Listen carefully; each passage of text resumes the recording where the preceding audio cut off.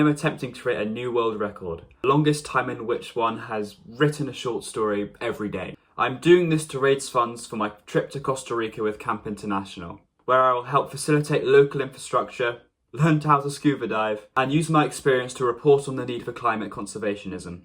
The GoFundMe link is in the description and in my bio, so if you enjoy my writing, please do make a donation, however small. 5.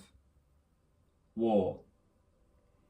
A frothing sound bubbles within my skull, only increasing as I look over the battlefield. Well, if you could call it that. "What are you saying, eh?" Bracker says, standing idly to my side with his war axe resting on his shoulder. "This will be an easy one, I bet. How much you want to bet on not losing anyone this time round?" I follow his gaze, looking onto a small village in the distance, the part of the territories we were to claim. My jaw tightens slightly, but not enough for my comrades in arms to notice. It was a drought-ridden expanse, a plain vast and sprawling with desert dust, pathways of wind tracing over it as if in a lulled sleepwalk. Within that wind, highlighted by the darkness of the night, hovered minuscule specks of light, blue and as bright as stars. I wasn't sure what they were, but I didn't have the space in my mind to ponder it. Not right now. "Ulla, mate?" Bracker asked, snapping me out of my thoughts. I nodded absent-mindedly, almost waving him off. "Man," he started, a heaviness to his tone. "You know, there's been a scary number of blokes that have abandoned ship these days, even when we're so close. Like, there's barely anything to be afraid of no more, right? Why are they even doing it?" I nod, again. "Well, I know you'd never do something like that. I mean, when it came to volunteering for the state, you were first in line and dragging us along with you, right?" "Sure," I say, finally, my voice a tad more shaky than I thought it would be. "We're almost there." It felt as if I was telling myself that. A horn ripped across the battlefield, calling us to arms as it had many times before. Too many. I shake my head, trying to prevent the numb frothing sound from growing any larger. I follow Bracker and unionise with the troops at the base of the mountain, on the other side of the cracked plains. Our commander begins to bellow for our attention. "This'll be a small siege, lads, but we'll take it with full force, no matter who may live there. We know what the militias are like, hiding behind their civilians. Can't give them armour, can we?" A cheer rose from the crowd. The sound in my ears only intensified. Tinnitus? "But great warriors of the state, we charge on all that oppose our continued existence, no matter the cost." No, that wasn't it. The sound was something else. They began to assemble, and my heart rocked violently in my chest. "Squadron Leader Ulla," I hear the voice from my right, and I turn, almost too hastily, to face him, my under-soldier. "Orders?" I stare at him for a moment, almost not processing his words. My mind churns, retches, baths against the inside of my skull, but I push it down and refocus on reality. I can't let this get to me. "We take the front," I say, marching towards the very spearhead of the battalion. My squadron follows me. Every step I take displaces small splashes of water, a cluster of sand, a loose rock or two, all cast aside to make way for my path. No, I need to stop thinking like this. We'll get nowhere at this rate. We need to do this. It's for the good of our state. If we don't do this, my life, our lives, the lives of my family and the people I love, they'll be reduced to cinders. I intensify my walk, striding to the side of the commander. "Did I give you orders to accompany me, squadron leader?" the commander asked. "No, sir, up on high." I shake my head.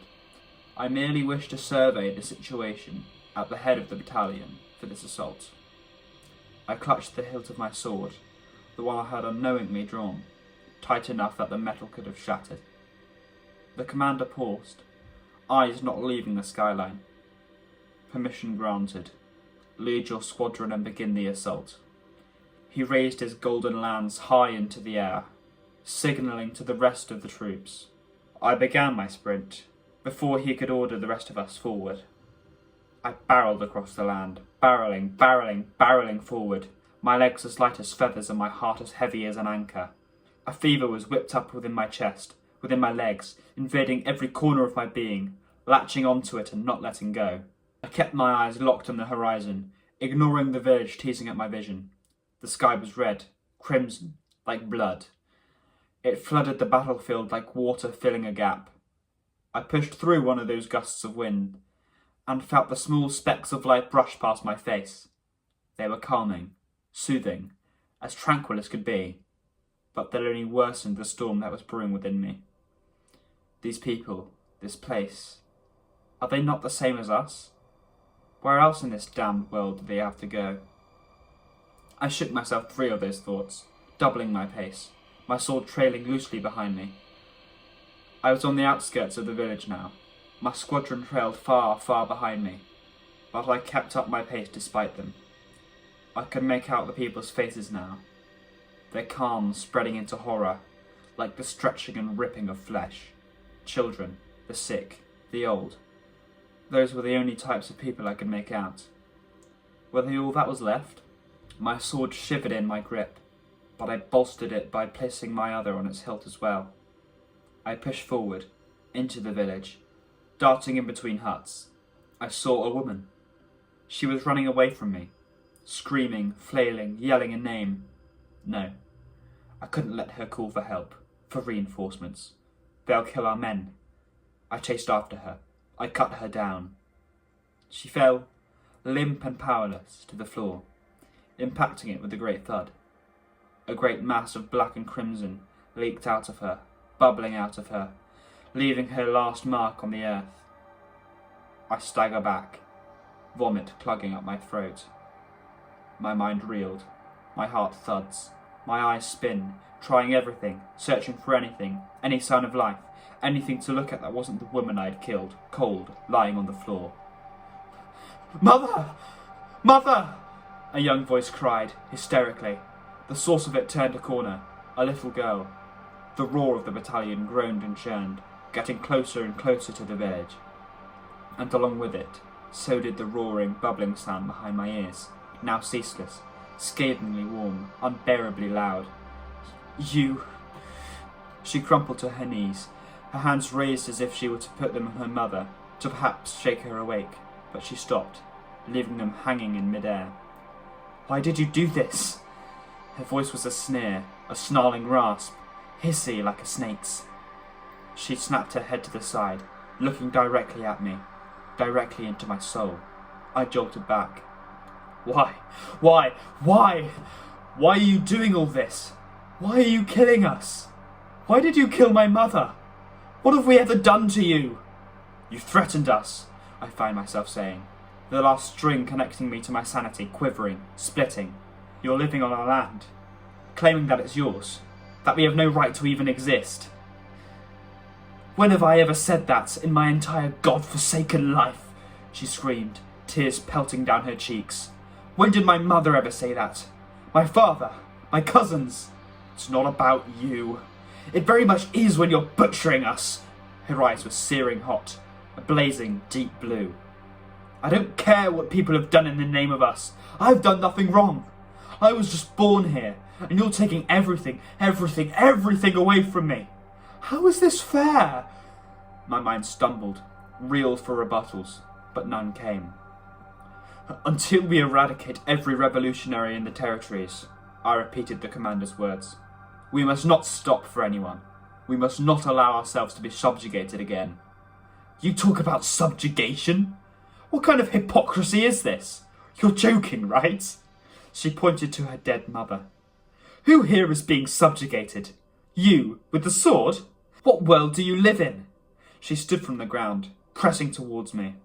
I raised a shivering arm, lifting my blade. "I've done nothing to deserve this. No matter what other people may have done in our names, they don't speak for us. Maybe if you weren't going around killing innocent mothers, maybe then people like them wouldn't have to exist." She nodded, shoving her face in mine. "Yes, if it wasn't for you, nobody would have died. Nobody! Not even your own people. That's the responsibility you take on when your people have enough steel to craft a sword. My heart seems to stop. It doesn't beat for too many seconds. My world comes crashing down, as if pushed off the precipice of a cliff. The roaring behind my ears became deafening, almost drowning out her words. She clutched at my uniform, digging her nails deep into the pockets on either breast. Just kill me. God, let it end, she whimpered. She looked up at me, finally. Her lips trembled, her buck teeth shaking, her eyes unbearably deep, unbearably hearty, unbearably human. But I hope you know that no matter how virtuous your actions may be, no matter how many lives you'll save by doing this, you're still going to hell along with us. My strength left me, and my sword arm fell limp to my side. The bubbling sound now fills with a renewed heartbeat, one that slams against the inside of my skull over and over and over. Do it! Fucking end my life if you're going to. You'll see my face again when you get cast down to the lakes of fire anyway. Might as well speed the process up. I won't, I said. The crashing of feet outside the village grew louder. They're almost here.